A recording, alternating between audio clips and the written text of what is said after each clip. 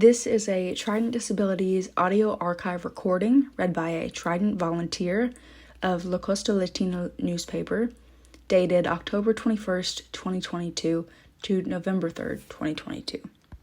The article in the middle of page 1 features two photographs, one on top of the other. The top is a man and woman both holding a trophy in their hands, and the bottom is a young woman presenting a plate of food. The title is Latino Chefs Take Top Honors in Pensacola. Two Latino chefs took home top honors at the WSRE Wine and Food Classic in Pensacola. The Latin-themed event closed out Hispanic Heritage Month in Pensacola on October 15th outside the Studer Community Institute. La Costa Latina was a sponsor for the event. Patricia Rojas, owner of Chile Lindo, was given the Best Chef Award, and Venezuelan chef Manuel Rodriguez of Innisfree Hotels was handed the People's Choice Award. Other Latino chefs that participated in the event were Joe's Caribe and Conchita's Personal Chef and Catering, LLC. Each participant presented samples of selected food entries which patrons voted for. Rojas and Rodriguez showcased exquisite versions of ceviche and short ribs, respectively. "I am not a chef," Rojas said as she humbly accepted her award. "I just use my mom's recipe." The annual event is a fundraiser for WSRE, the local PBS affiliate that provides educational programming including Sesame Street, Finding Your Roots, and Antiques Roadshow. Celebrity guest and judge for the event, Alejandro Ramos, presented the awards. Ramos is the host of PBS's show, The Great American Recipe, and is a food and lifestyle contributor on The Today Show. The article at the bottom of page 2 features a young boy with his face painted to look like a skeleton. City of Mobile hosting Mobtoberfest Fall Festival October 29th.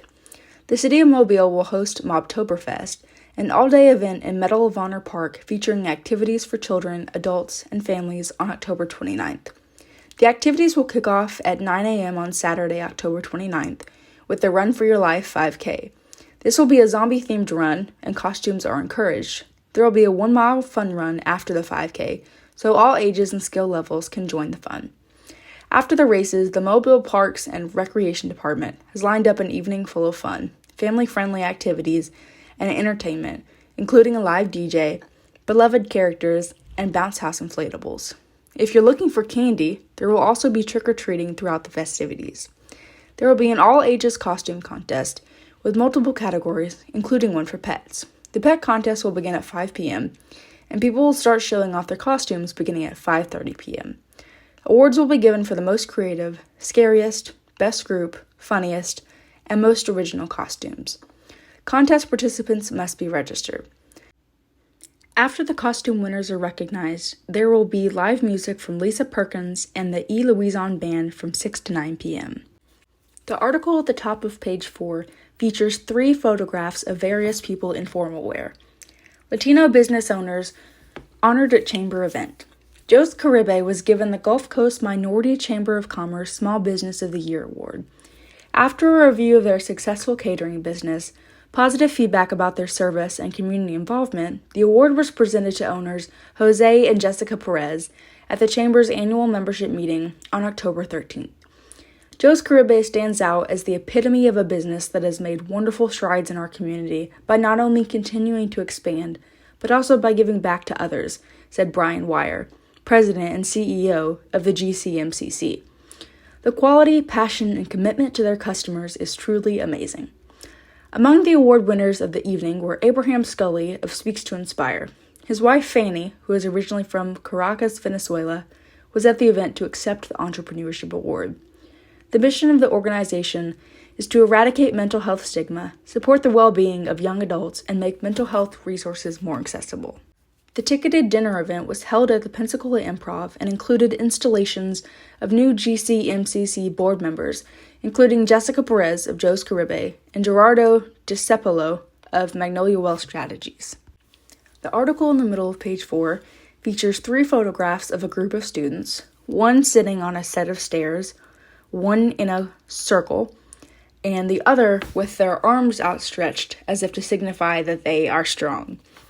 Central American students visit the Gulf Coast. The Gulf Coast Diplomacy Council hosted 31 guests from Honduras, El Salvador, and Belize in October. While visiting, The teens participate in a series of activities incorporating cultural activities and exploring science and local government. They also participate in exercises in financial literacy, team building, leadership, and project development. La Costa Latina newspaper director, Grace Resendez McCaffrey, was asked to lead a session with these youth ambassadors to speak about community leadership. Personal and professional stories were shared to explain the process of how and why the newspaper was created, and how it continues to provide vital information and community activities for local Spanish speakers and others in the Gulf Coast. The teens then each shared how they were inspired during the session and how they hope to apply their inspiration to make positive changes in their communities. Projects they aspire to lead include making improvements in environmental causes and equitable education and opportunities. The Youth Ambassadors Program is sponsored by the U.S. Department of State's Bureau of Educational and Cultural Affairs, with funding provided by the U.S. government. It is administered by World Learning in partnership with CIED Georgetown University. Georgetown is the partner implementing this exchange and works with partner organizations like Gulf Coast Diplomacy in the United States and abroad. The article at the bottom of page 5 to the left features a photograph of a mosquito on someone's skin. Health officials issue mosquito-borne illness advisory. The Florida Department of Health in Santa Rosa County today advised residents there has been an increase in mosquito-borne disease activity in areas of Santa Rosa County. A human case of West Nile virus has been confirmed, and there is a heightened concern additional residents will become ill. Santa Rosa County Mosquito Control and DOH Santa Rosa continue surveillance and prevention efforts. DOH Santa Rosa reminds residents and visitors to avoid being bitten by mosquitoes and to take basic precautions to help limit exposure. To protect yourself from mosquitoes, you should remember to drain standing water to stop mosquitoes from multiplying and cover skin with clothing or repellent. Additionally, doors and windows should have screens to keep mosquitoes out of your house. For more information on what repellent is right for you, consider using the Environmental Protection Agency's search tool to help you choose skin-applied repellent products. The department continues to conduct statewide surveillance for mosquito-borne illness, including West Nile virus infections, Eastern equine encephalitis, St. Louis encephalitis, malaria, chikungunya, and dengue. Residents of Florida are encouraged to report dead birds via the Florida Fish and Wildlife Conservation Commission. The article at the bottom right of page 5 features a photograph of 2 prescription bottles and a carrying case. FDOH providing naloxone to reduce substance abuse deaths. The Florida Department of Health has announced the availability of free naloxone, Narcan, nasal spray kits, a life-saving medication that could reduce thousands of substance abuse deaths across the state. Naloxone can be distributed to people who use drugs, people with a history of drug abuse, others at risk of experiencing an overdose, and to friends, family members, and others that may witness an overdose. Kits consist of 2 naloxone nasal sprays that can be administered even without a healthcare professional present. Substance abuse continues to be a top health concern for Santa Rosa County. Based on local data, naloxone use doubled in the first 6 months of 2022, said Matt Dobson, administrator of DOH Santa Rosa. Since 2018, deaths from drug poisoning in Santa Rosa County has more than doubled. It's a growing problem. Naloxone is a medication that reverses the effects of an opioid overdose, restoring breathing and consciousness within minutes of being administered to a person who has overdosed. Naloxone can be administered by a bystander, non-healthcare professional, before emergency medical assistance becomes available, but it is not intended to substitute for professional medical care. Individuals should call 911 immediately when an opioid overdose is suspected before administering naloxone. Additional information on naloxone is available by calling 850-983-5200, option 2. Naloxone kits are provided for free and no appointment is necessary. People utilizing this service will be provided educational material, referrals, and linkage to care for substance abuse intervention. The article at the bottom of page 7 features 2 photographs, one from a distance and one up close, of a children's playground slide burnt and melted. PFD investigation determines discarded cigarette caused fire at playground. Pensacola Fire Department received a call approximately 8:50 on Tuesday, October 15th for a playground fire at Armstrong Park, located at 300 West Lakeview Avenue. Engine 1 crews arrived on scene to find playground equipment burning and quickly extinguished the fire. No one was injured in the fire, but the playground equipment was significantly damaged. An investigation by the PFD's Fire Prevention Bureau determined that the fire was accidentally started by a smoldering cigarette that was improperly discarded. The public is urged to assure that cigarettes are completely extinguished each time one is discarded. Additionally, never walk away from lit cigarettes and other smoking materials. Put water on the ashes and butts to make sure they are out before disposing them, and dispose of cigarette out in an ashtray or bucket with sand and a wide base so they don't tip over. Armstrong Park remains open to the public, but the damaged playground is closed until further notice. The article at the top of page 8 features a picture of a medical device used for mammogram screening. Early detection and treatment for breast cancer starts with screenings. Santa Rosa Medical Center is encouraging women to schedule their screening now because when breast cancer is detected early, life-saving treatment can begin right away. The health provider says breast cancer remains a top risk for women, making up 30% of all new female cancer cases in the U.S. annually. Fortunately, a screening mammogram can help detect breast cancer in its earliest and most treatable stages. In 2019, the number of new female breast cancer cases reported in Florida reached 133,913,000, according to the most recent data available. The best chance for survival of any cancer is early diagnosis and treatment, said Dr. Jennifer Esses, an obstetrician-gynecologist with Santa Rosa Medical Group. Mammograms can detect cancer before any symptoms, such as a lump or spreading of the disease, occurs, which can increase the likelihood of recovery. Nearly all breast cancers can be treated successfully if found early. The most effective way to detect breast cancer at an early treatable stage is to have yearly mammograms. Since mammography became widely used in the 1980s, the U.S. breast cancer death rate in women has dropped by 43%. The American College of Radiology, ACR, and Society of Breast Imaging, SBI, recommend annual mammograms starting at age 40 for women of average risk. Different guidelines apply to women at higher risk. African Americans and those of Ashkenazi Jewish descent should have a risk assessment at age 30 to see if screening earlier than 40 is needed. Women who were previously diagnosed with breast cancer are recommended to be screened with magnetic resonance imaging and MRI.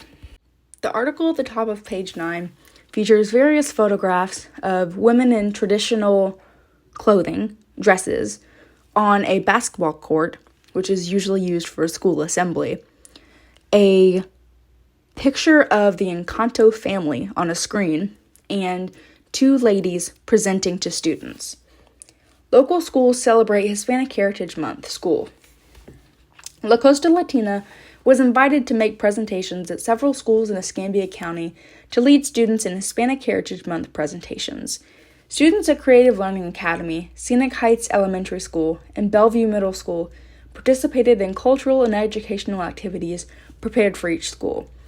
Many of the students were also from various countries, including Honduras, Mexico, Cuba, Puerto Rico, Costa Rica, Nicaragua, El Salvador, Guatemala, Jordan, Saudi Arabia, Vietnam. There were a lot of people cheering, dancing, and whistling, said Ileana Hernandez, a student at Bellevue Middle School. Even one of the Honduran kids had his phone out recording the dance, and afterwards he was saying that he was so excited to show his parents what he saw at his school. Hernandez says she overheard many students talking about what they learned, such as there being 21 Latin countries. I was so proud to be there, and I really wanted to show people who I am and that I'm very proud to be myself, Hernandez added. I really appreciate this. During each session, students participated in age-appropriate activities teaching about the diversity of Hispanics, geography of Latin America, national flags, and the influence of Hispanics in the United States. The article at the top of page 10 features a man with a basket of food, gloves on his hands, and a mask on, placing it into a car. Food distribution and cantonment. Representative Salzman, in partnership with Farm Share and other community partners, is sponsoring a Thanksgiving food distribution on Saturday, November 12th, 2022, starting at 8 a.m. While supplies last, a minimum of 300 families will receive food at the Gonzales United Methodist Church in Cantonment. Feeding the community has been one of our office's top priorities, Representative Salzman said. The north end of our county has many unique challenges, one being the lack of access to community-based resources. Providing a Thanksgiving meal to our families will be a much-needed blessing this holiday season. The food distribution will include fresh food from Farm Share, a donated whole chicken from the butcher shop, and the traditional American holiday sides such as cranberry sauce, corn, stuffing, green beans, and more. All of the food items and organization of this distribution are made possible by community partners including Commissioner Stephen Barry, FPL, International Paper, Tyler Kircher with State Farm, Aaron Erskine, and a Foundation for Hope. This Thanksgiving food distribution site will be drive-through with a designated space for walk-up. Cars may line up no earlier than 7:30 a.m. Those interested in volunteering may call 850-471-6021 or email jennifer.harrison@myfloridahouse.gov. The article at the bottom of page 10 features a picture of two firemen in full gear. The Defuniak Springs Fire Department will host live fire training. The City of Defuniak Springs Fire Department will host a 5-day live fire training instructor, LFTI course, for firefighters and instructors on November 10th, 14th, 15th, 16th, 17th from 8 a.m. to 5 p.m. at the Defuniak Springs Community Center located at 361 North 10th Street, Defuniak Springs, Florida. The class is limited to 10 students. This curriculum is designed to deliver a comprehensive fire training program within a safe and controlled environment in accordance with NFPA 1402, NFPA 1403, and NFPA 1500. Both lecture and practical will be used, allowing participants to apply knowledge of the above standards to training activities. Firefighter 1 and 2 and Instructor 1 are the prerequisites to attend the course. The course will be taught by lead instructor, District Chief Chris Kidder. The $200 fee is payable via check or Venmo to Chris Kidder or at Chris Kidder 19. For information about enrollment, contact James Schultz at 850-401-8773 or jschultz@defuniaksprings.net.